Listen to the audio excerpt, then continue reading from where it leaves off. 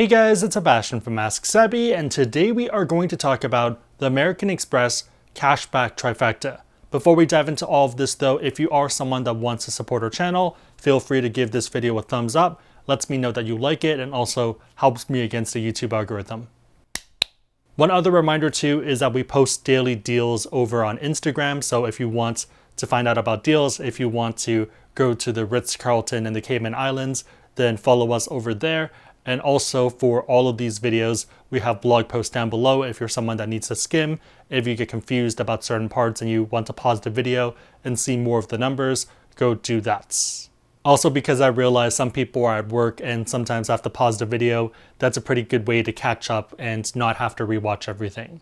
Now that you've liked the video and did everything else that we just talked about, let's walk through what this trifecta is and how it works together. So for this, we're going to have the American Express Gold card, the Platinum Charles Schwab card, as well as the Blue Business Plus card. I probably will also call this the BBP card throughout the video. The reason this is a trifecta and the reason it works for cashback is because the cards complement each other and work together effectively. So you could argue, why isn't the Blue Cash Everyday card, the BCE, or the BCP card, the preferred one, in this mix? And it's because they're more standalone cards. They work well for cashback, but they don't really tie into a system. The big benefit of this system is that you get a ton of cash back on miscellaneous purchases, so all of your random ones, as well as US supermarkets and also restaurants. The big disadvantage is that it's pretty expensive to run, and if you don't get value from all the other benefits, you're going to need to spend a lot of money just to break even. The reason all of this is even going to work is due to the Platinum card from Charles Schwab. It works pretty much exactly like the normal Platinum card, which I also call the vanilla card. And the reason it is interesting is due to the fact that you can cash out your membership reward points, your MR points, at 1.25 cents per point. So if you have 100,000 points, that's going to cash out to your Schwab brokerage at $1,250 in value. When you do these cash outs from your points into your brokerage, there's also no tax consequences, as of right now at least, so pretty good way to get value, physical cash, for your points. Before you run out to apply for the card, be aware that there is some optimal pathing that you want to consider that we'll talk about towards the middle of the video. With this card, you also get 5x back for hotels and airfare booked through AmericanExpressTravel.com or AmexTravel.com, I believe is the proper thing, and also from airfare booked directly with the airline. 5x back times the 1.25 is going to be 6.25% back in cash back.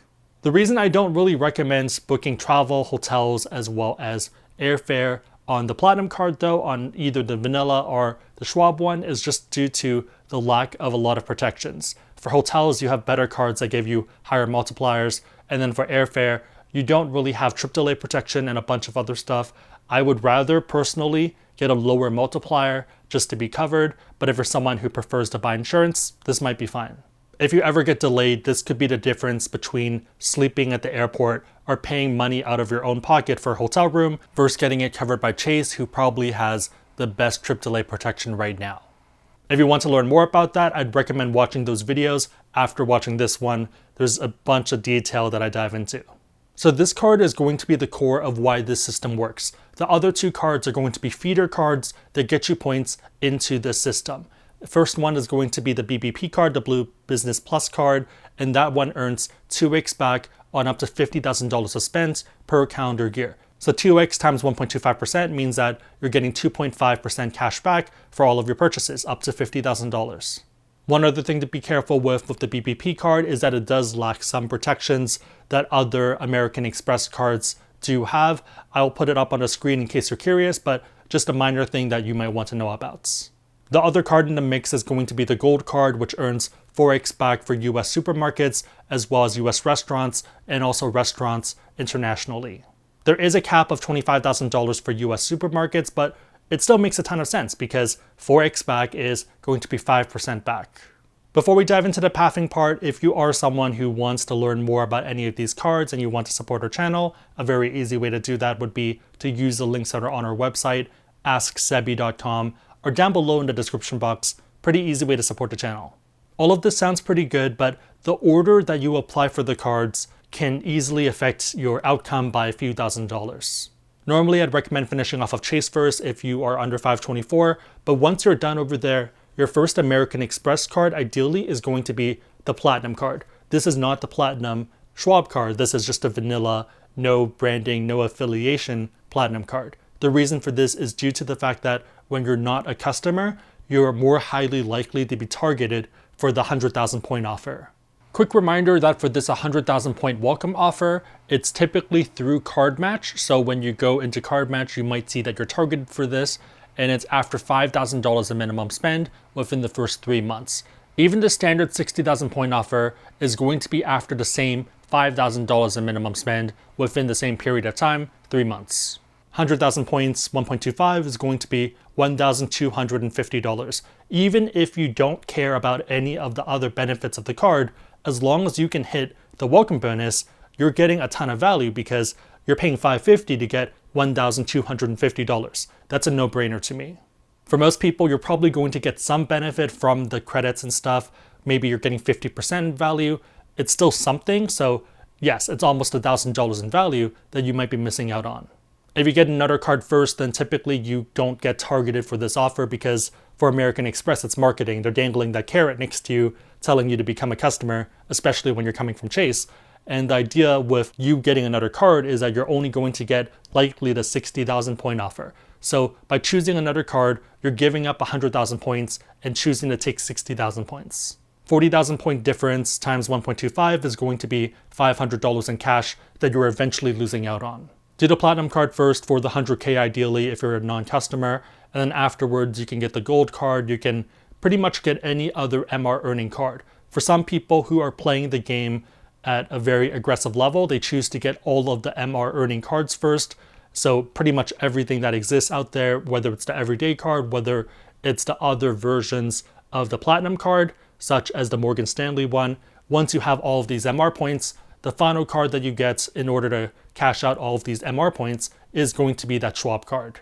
So imagine if the bank gave you a coupon code where if you deposit money, you get a 25% boost. You're going to want to accumulate as much money first before making that deposit just to maximize that coupon. Jumping back to more of a normal person setup though, so assuming that you don't want to get everything, I still think it makes sense to get the normal Platinum card, the Gold card, the BBP card, accumulate a bunch of points, and then finally when you're ready for that Schwab card, move over there. The reason for this is because I think it's easier to get retention offers for that vanilla Platinum card compared to the Schwab Platinum card. If you look at data points, you're going to notice this as well. There's just not as many data points of retention offers. You get these retention offers typically every other year. So if you sign up for the card right now in 2019, 2020, you can typically get a retention offer. 2021, you won't get one because they gave you one last year, but 2022, you'll get another one. This assumes that you're getting value from the Platinum card, but if you're not, it probably makes sense to downgrade it or cancel the card. One of the big exceptions to this though is that if you're someone with a lot of money with Schwab, so let's say you are someone who sold a business or you've been acquired or something, and you just have a lot of assets being invested. The big reason for this is because the more money you have with Schwab, they have different levels where you pay a lower annual fee. So you could pay $100 or $200 less by having your investments with them, whether this is retirement stuff or whether this is your active stuff. The pros of this setup are going to be pretty obvious. You're going to get a ton of cash back on miscellaneous, as well as on supermarkets in the US, as well as restaurants. The big disadvantages though is that it's really more of an end game setup that requires you to spend substantial amounts of money for the machine to work. The other part of it too is that there's not really any downgrade paths, so the Schwab Platinum card has nothing you can downgrade to. There's a credit card, Schwab, but you can't downgrade it to it. With the Gold card, you can't downgrade to anything that doesn't have an annual fee, so yes, you could downgrade to the Green card, but you're still paying $99 a year. If American Express decides to cut benefits and you want to go somewhere else, you don't want to close your oldest cards that you have to open cards somewhere else. That's why it's more of an end game. You ideally have a foundation somewhere else already. Two other reasons why you might not want to do this is if you want to maximize the value of those points, and also if you're someone who is kind of in the middle. So let's say you have $100,000 in retirement funds, you don't have that $1 million.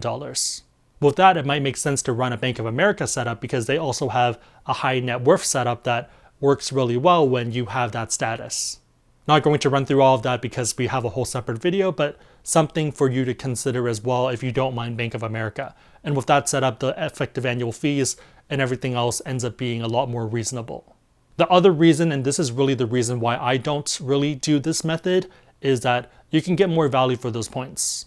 If you're someone looking to do economy stuff, then yeah, fine. This probably does make sense to cash out and then just to use the cash to travel. But if you're someone who wants to do some aspirational stuff, whether it is first class or business class or stuff like that, then by using the points in a different way, you're going to get more value. A good example of this is that I can use 85,000 MR points to fly round trip first class from the US and the West Coast to Japan. This is going to be of ANA, and a lot of people feel like this is a pretty good redemption, if not one of the best ones for your MR points. On the flip side, if you want to cash out those points, those 85,000 points, you're getting about $1,063 in value. Would I rather have $1,075 in my pocket, or would I rather get round trip first class flights that are otherwise extremely expensive? For me, that $1,000 doesn't really move the needle, so it doesn't really change my life. I already have money invested, and yes, I can put more invested. It might be worth a lot more money afterwards, but I could also take that flight, I could vlog about it, I could do other things and make more money back. Even if I didn't have that channel, it might make sense for me to do that flight just to experience something that I otherwise would never be able to experience. Put another way, would you spend $1,100 on round-trip first-class tickets? For me, I would happily do that. If you wouldn't though, then I think cashback makes a lot more sense. Really depends on your circumstances, what you want to do. Your mileage may vary. Do what makes sense for you. If this setup does make sense for you, if you want to learn more about the cards that we talked about, a pretty easy way to support our channel would be to use the links on our site or the links in the description box down below. If you want to read more about this, or if the video was a bit confusing, the blog post does have a bit more information, and again, any of the links that you use there supports the channel. Hopefully that was helpful, and my question for you guys is, what are your thoughts on this setup? Is it one that makes sense for you? Let me know in the community note down below. If you like this video, and if you know anyone else who would benefit from a cashback setup, one that might be very expensive but might make sense for them, feel free to share this video with them. I'll probably help them out, but hopefully you guys liked it. See you guys next time.